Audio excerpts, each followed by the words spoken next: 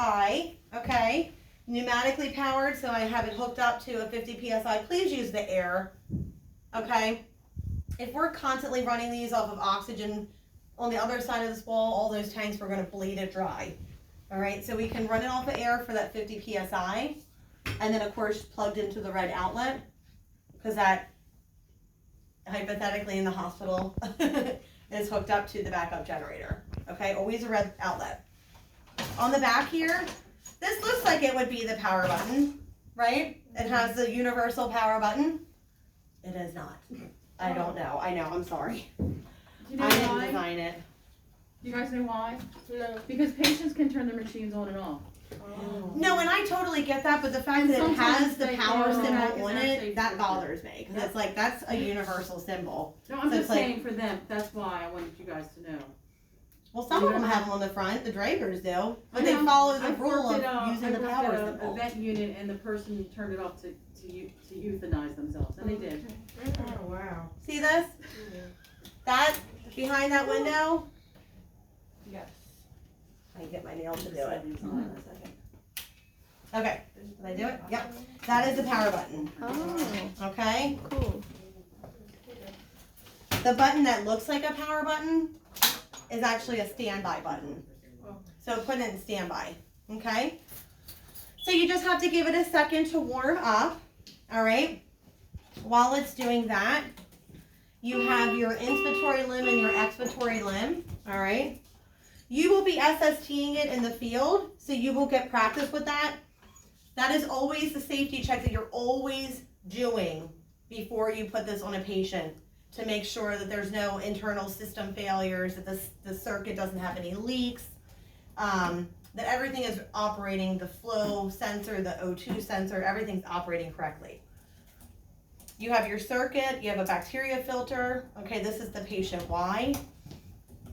You have an inspiratory limb, and typically the bacteria filter is gonna go on the expiratory side. So whatever's coming from the patient and going back into the machine, you wanna catch any stuff before it goes into the expiratory cassette. Okay? All right? It's asking me, do I want to do the start the pre-use check? This is when you would hit yes, and you would follow all the directions. It's a lot of just kind of like blocking the Y. The Servo I and the Servo U both use this apparatus. Okay? That go like this. So you're, instead of using the circuit, you're gonna actually use this, and then you would do a separate circuit check. So you would do the internal check first with this little tubing, take this off, and then you can do a separate circuit check with the tubing to make sure there's no leaks in the circuit and that it has proper, it can measure compliance. Make sense? Okay, but you're not gonna do that in here, because it has to be, if it fails, we can get ourselves into a real pickle. Then we may have to pay for a service person to come out and fix it. So that can be really challenging, okay? Let's see here. Okay, so I'm gonna hit no, but that's where you would hit yes. Do you wanna delete patient data? That's fine, because we're gonna be starting new. So you're gonna hit yes, okay? All right, so, see how it's in standby right now, patient not ventilated? Even if I hook it up and the patient is desperately trying to breathe, it's still in standby. Do you see that? On the Servo I, there's no emergency mechanism that senses the patient suffocating that opens up the expiratory valve so the patient at least can move air through the circuit. So that could be a sentinel event. You have to make sure that it is in ventilation before we hook it to the patient. That's really important, okay? So, we're gonna first set up our ventilator before we put it on. A lot of the ventilators will have default settings, and you don't know if that's safe for your patient. So you actually go through everything all the time and make sure everything is safe for your patient, okay? There's soft keys and hard keys. You have, see how these are actual buttons that you push, but you can also touch screen, okay? There's both, all right? And we'll go through everything. So right here, see how it says volume control up at the top? This is where you have your settings, and your modes. All right? All of these modes. Am I going to test you on all of these modes? Not right now. Eventually. But for today, volume control, pressure control, those are the two that you're going to practice setting up some very basic settings. Okay? All right? Please don't do this if it's not responding. Do you do that to your phone? No. It's very bad. Okay? We don't want to do that. You can really damage it. So just be like, okay, let me chill. Let me take a beat. It's like a $40,000 piece of Yeah. equipment. So please, that it you happens all the time because I think it's just your brain's like, go, go, go, go, go, go, go, go, go, go, go. But let's not break the equipment, okay? So maybe you're just not hitting it correctly with the pad of your finger, or you can use a stylus. They work really well too. All right? So that is where our modes are going to be, okay? Cancel. All right, now we're still in standby. Remember we talked about invasive versus non-invasive? See how it says it right here? You can run non-invasive, but for today's purposes, you're going to be making sure you're on invasive ventilation, okay? Because that's what we're setting it up for. Here, remember how I said there's a pre-use check, the system safety test, the SST, and the circuit test. They're two separate tests on this ventilator. You will do this out in the field. You're going to practice SSTs on various ventilators. We're just not going to do it in here today, okay? But I showed you how to put the circuit on. This is a not heated circuit, but you can have a heated circuit, and you're going to be able to go through that at the clinical site. And if you have downtime, what do you think you could maybe practice? Anybody? These. These. Anyone? Put on the circuit. SSTs, putting on the circuit and setting it up, right? Okay. A lot of times in the equipment rooms, they have 50 PSI gas sources. Yeah. So you can hook ventilators up and practice with them. Okay? So you have your mode area, pre-use check, non-invasive versus invasive, and then a lot of buttons down and around. Okay? Let's go ahead and set something up so I can show you how to set up your alarms and how to set up your parameters. Tidal volume, it depends on the patient. Remember 5 to 10 cc's per kg. So if a patient weighs 60 kilograms, you're going to take 60 times 5, which is 300. 300. 60 times 10 is, so as long as it's within that, we're okay. So what tidal volume do we want to use? Anything between 300. Yeah, someone, yeah, just pick a number. 450. There we go. There we go. So you're going to use the turn knob here. You're going to go to 450, excuse me, and then accept it. If you don't accept it, see how it turns white when you press it? And then when I accept it, it goes back to gray.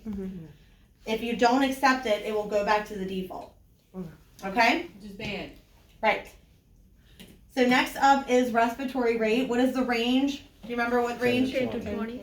10 to 20. So someone give me a number. 13. 13. Okay. That was a good year, too. There we go. So I put it to 13 and I'm accepting it. PEEP, either, what if they're not on any positive, or any pressure? 2 to 6. 2 to 6. If they are on CPAP or BiPAP, you match same it number. to. Whatever they were. So we'll say they're not on any pressure. So 4. 4. Does that sound good to everyone? So 2 to 6, so 4. I like it. FiO2, So you start 40 to 60 if no on oxygenation nothing. before Otherwise, you have too much. 100. yeah, if they're being bagged on the ambu bag, what will we start them at? 100. Okay. It only goes up to 60. No, it should go higher. It might be because it's not. There we go. It's just temperamental. Yeah. Just making sure you were positive that's what you wanted to do. That's going to alarm the entire time. So if you want to just practice setting it and then putting it back to 21%, that usually will keep it from alarming. Okay. So most volume ventilation modes will have a peak flow rate, which you haven't learned about yet, which would be 40 to 60 liters per minute. This does not. It has an I time, and then it has a liter flow up in this box. So you can set your I time anywhere between like 0.85 and 1 second. So how about we'll just keep it at 0.9. Okay, so that's inspiratory time. That's how long the patient will be in inspiration. All right. T-pause is a pause in between every breath. Do you think that's very comfortable for our patient? No. So we always want to make sure that the T-pause is 0. Do you guys breathe like this? No. No. That's what the pause does. You don't want to do that, right?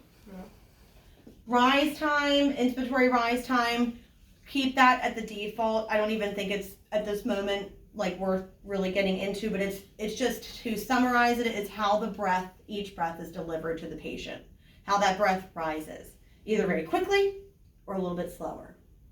We'll just keep it always at the default at 0.15. Okay? Mhm. Last but not least, we have the trigger. It can also be called the sensitivity. You'll see it called both things. And that is when the patient wants a breath.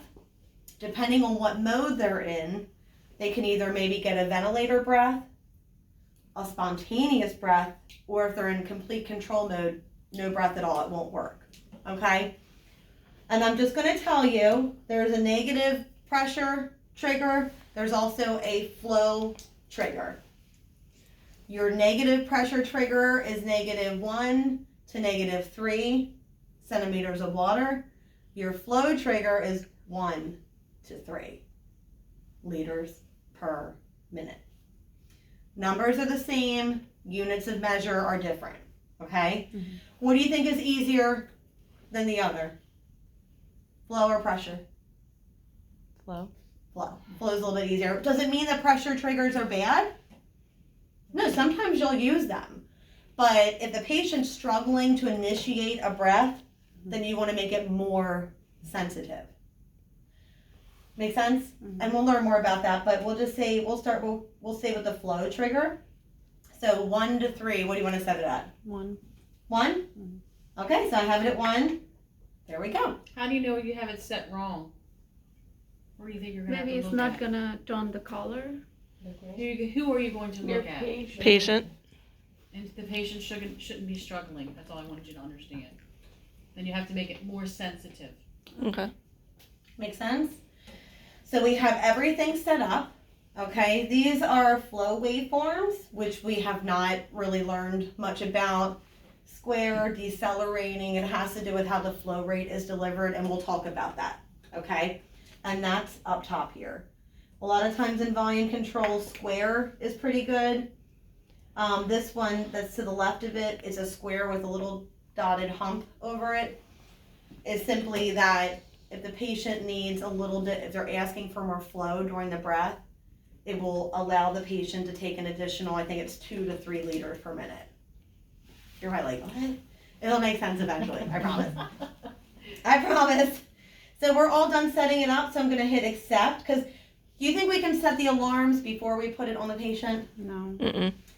Right, so you wanna put this on the patient, let them become acclimated to it, set your alarms properly, and you're also gonna be assessing your patient to make sure that they're doing okay. So if we're ready to start, I'm gonna hit Start. start ventilation. This is our little test line, okay? You also have another one, there's your alarm silence. You also have another one in the other room with the other Servo I. All right, that's what's gonna allow it to breathe for the patient, okay? Looks like there's still a T-pause in there. Yep, I must have not accepted it right. See how it's like holding at the top? Yeah. You don't want that, okay? All right, very good. So when you look at the ventilator, you have the ventilators going, you're assessing your patient first, breath sounds, vital signs, chest rise, color, SpO2, right? Are they synchronous with the ventilator? Lots of stuff, right? It's alarming because I'm going to put this actually down 21%. Remember how I said it's going to alarm the whole time? And which is a good thing because it's telling us, hey, you don't have any oxygen. Which we want to know, right? Okay. Eventually it's going to tell me and I'm going to hit yes. You never turn alarms off in the ICU. This is just for in here, okay? So when you're looking at it, you have waveforms. You're going to have pressure, flow, and volume waveforms. You don't really know a whole lot about what that means, the graphical representation of how we can analyze them to better mechanically ventilate our patient. We will learn about that in the fall. So just for now, you have pressure, flow, and volume waveforms that are giving you feedback on the breath. Over here, you also have values that are coming from measurements for your patient. Their peak airway pressure, the mean airway pressure, the PEEP, respiratory rate, because they can breathe above the ventilator set rate. So this will give you what the total rate is. This will give you what's set. It'll probably make more sense once we get there, once we talk about it in class. O2 concentration, IDE ratio, minute ventilation. There's a lot of values here, and I would encourage you to look through them, okay? But don't be mad with yourself. Be gentle with yourself if a lot of this doesn't make sense, because it would be impossible for it to make sense because you've never learned it before, right? Mhm. But that's how we scroll through various pages of information and feedback from our patient, okay? You can make, if you're adjusting for an ABG or for an oxygenation, you can make those adjustments just like I did before. And it's like, no, no, no, okay? You can make them, yes. Okay? You can change them quickly down here, or you can go back into all of your settings, change it there. It's up to you. They both accomplish the same thing for those settings. All right? So, feedback from our patient, waveforms, initial setup. All right? Now we're going to set our alarms because the patient's had a chance to acclimate. They've been on the ventilator for a little bit. All right? So, alarm silence. Then you have alarm profile. And this will silence it for 2 minutes. All right? So alarm profile will take you into all of the alarms available on this ventilator that you can manipulate, okay? Pressure alarm, remember how we said our pressure alarm on the BiPAP 10 to 15 above what their IPAP is? Mhm. When you're in volume ventilation, you set it 10 to 15 above this number here, the peak airway pressure. And we'll talk about that in class. So if it's 16, what are we setting our high pressure alarm at? 26. Sure. Could it be 31? Mhm. Yeah, 10 to 15 above. What do we say? 26. So I'm going to scroll it to 26. Okay? And I'm going to accept that. Minute ventilation. Remember how we set it on the V60? Mhm. So low minute ventilation was what? 3 to 4. Yeah, 3 to 4. So what would you like to do? 3. Sounds great. Is 4 correct too? Yeah. Yeah. All right, so I'm just going to take it down to 3. What about our high minute ventilation alarm? Do you guys know I don't know if what, we have one on the V60. what's normal? 5 to 10. 5 to 10 is normal, so what would you want to set the high at?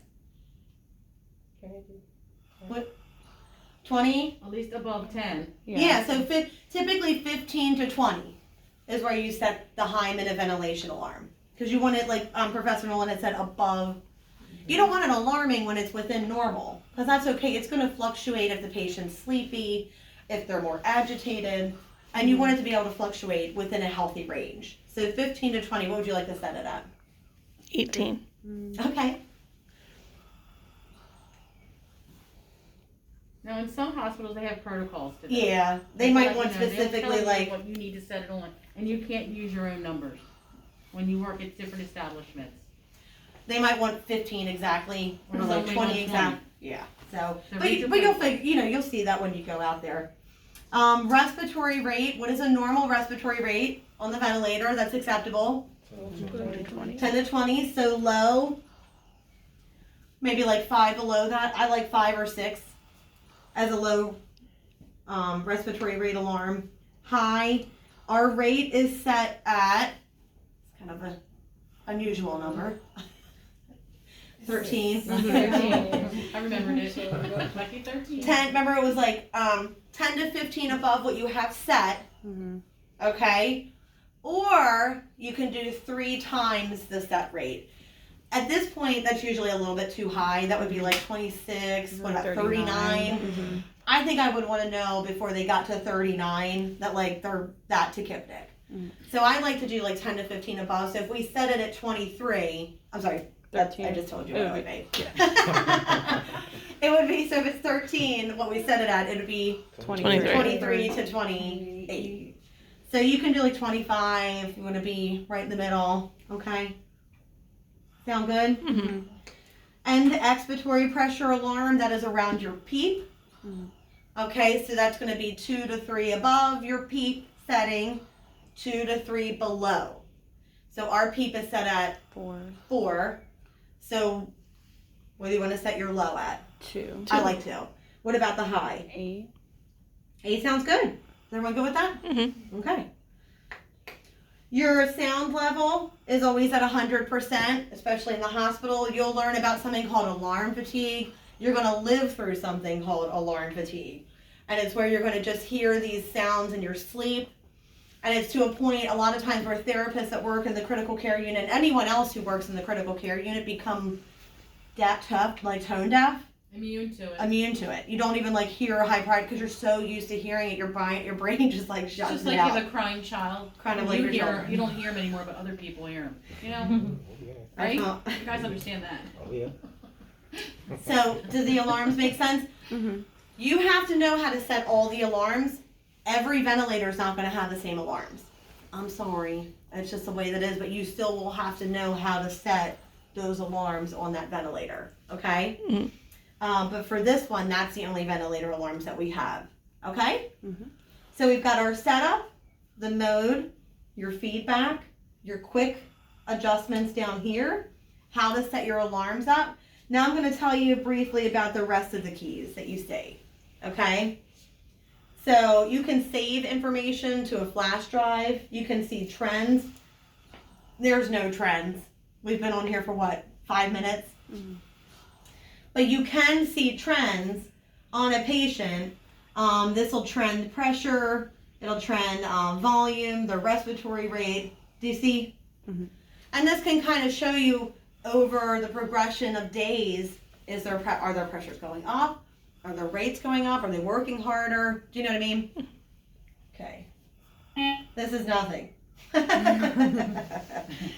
All right, over here, it says start breath. Every time I hit it,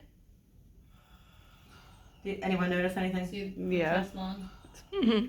What happens when I hit start breath? Starts breath. It gives my breath. This can be helpful when you give, I feel like a lot of times now they're moving towards aerogen nebulizers in line with the ventilator, in line with non-invasive, in line with high flow, because the particle size that those aerogen, those ultrasonic nebulizers create is like optimal for deposition.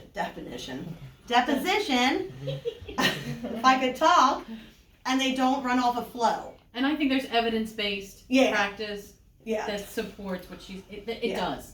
Yeah. That they're using the aerogens instead of like giving the MDIs at the closest to the patient Yeah. and then giving them a breath. Yep. There's all this evidence. I mean, we're practicing with evidence-based knowledge. We're not just winging it. So prior to the heavy use of the aerogen nebulizers, we would do MDIs, and it would be, you would put the T-piece on the inspiratory limb closest to your patient, and you would open it up and give your patient 10 puffs. Well, if you're on a lower rate, that can take a long time, and you could use the start breath, so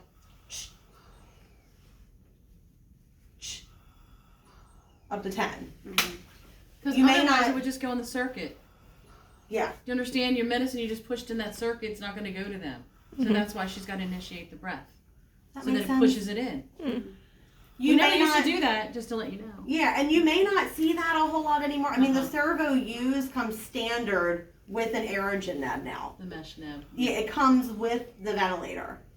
So that's just kind of to give you like an idea of like how much they're used now. So you may not see the MDI very much, but maybe in like a smaller hospital where it's not as accessible to the aerogen, you will see the MDI still, and it's 10 puffs. That's the optimal delivery for MDIs through the ventilator. That's a lot of puffs. And long-term care.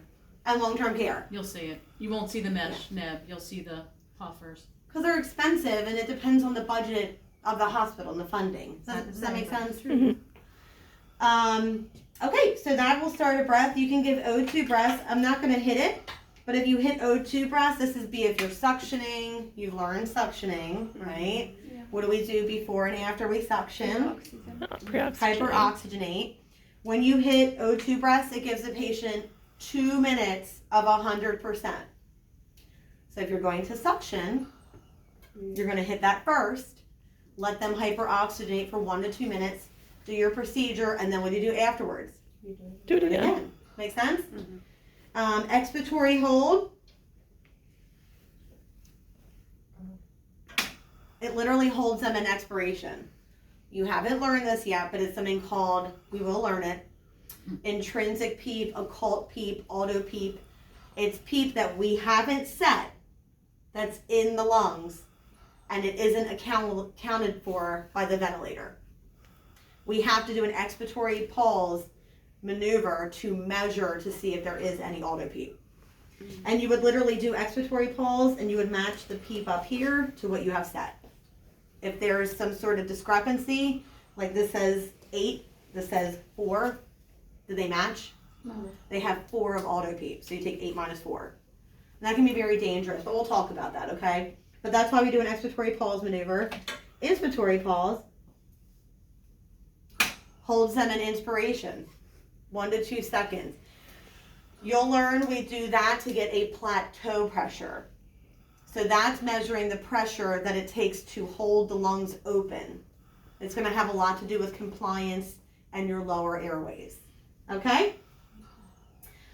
These 3 little circle ones here, quick access, suction support. So the difference between the O2 breaths and suction support is suction support, if you hit that, will give them 100% for 2 minutes. It also silences alarms. So you want to make sure that is off before you leave, okay? Loops are not going to make a whole lot of sense to you, but you'll learn more about them at 202, okay? And they can tell us a lot about compliance, resistance, okay, and the changes in that, all right? So you shouldn't really need a whole lot. The scales and configuration of the waveforms, please don't change that, just keep it the same. So you probably won't need to access the quick access, but I just wanted to show you what was there. Menu, alarms, this will tell you the history and the profile. So if you are called to a patient's room and you really want to get the real story, you can look at your alarm profile or history. And that'll tell you if alarm silence buttons were hit, what alarms were going off, at what time. See, that's when you get the real story. So why do you think that this ventilator has those things to capture that stuff? Because every time you're in there and you're assigned to the ICU and you're assigned to those patients, it's recording everything you did. So if you said you did something, you're like, I didn't do that, they go in there and retrieve that. And so you can't deny what you did.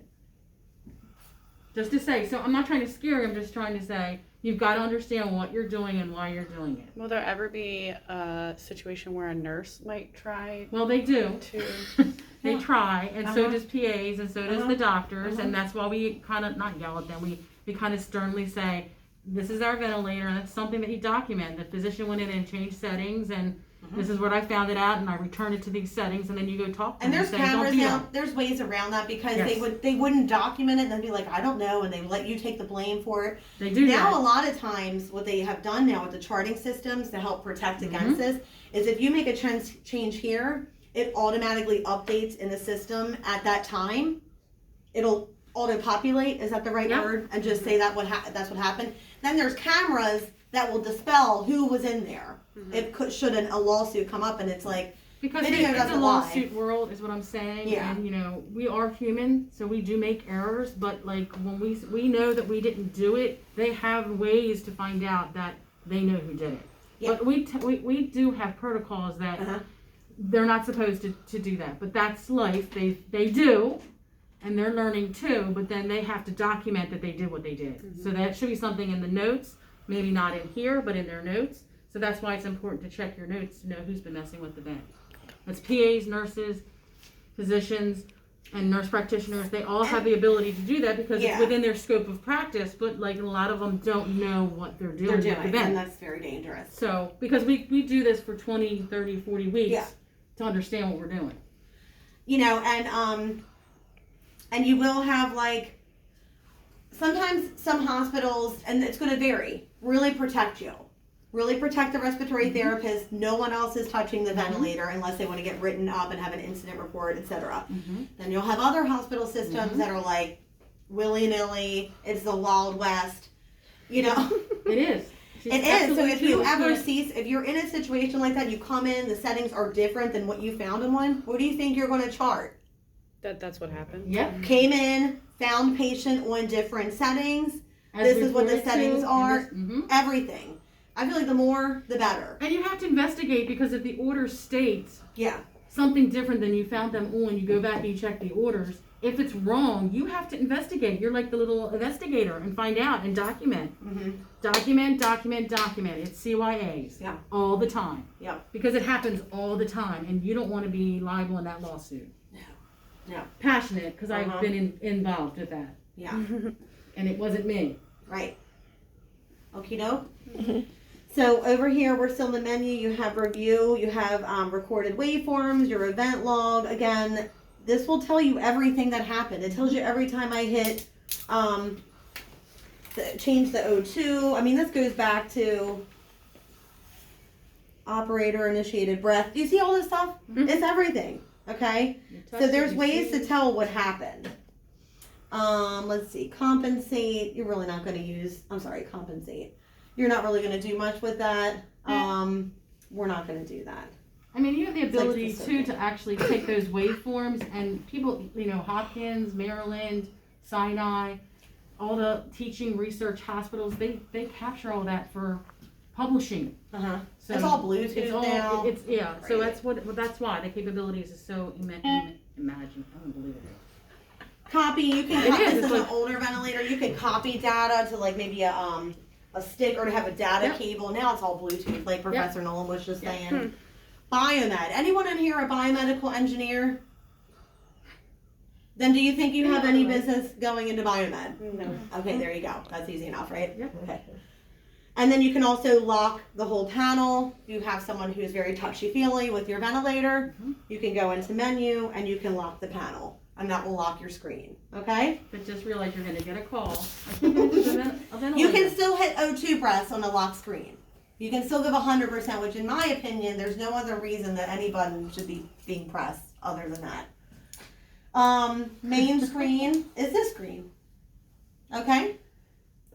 If the patient's going to MRI, they're going for some kind of trip somewhere, and you're going to take them off the ventilator momentarily, they're going for a surgical procedure, what have you, we're going to first disconnect the patient from the ventilator. Either they're being bagged at this moment, or they're put in a travel ventilator. You're going to hit this button right here. Do you really want to go into standby? Yes. We're in standby. But do you know how there was like a whole lot of fuss? That's because it's like, we're disconnected. It's a big problem. Okay, so you want to make sure that you address that. But that's just simply the ventilator. But remember, once we're in standby on this ventilator, there is no response to the patient. Most ventilators have a flow response, even when you're in standby, to protect the patient. Not This one does not. So you have to be very careful about that. No, And again, the power button is on the back side. You flip open that window and turn it off. Right now it's in standby.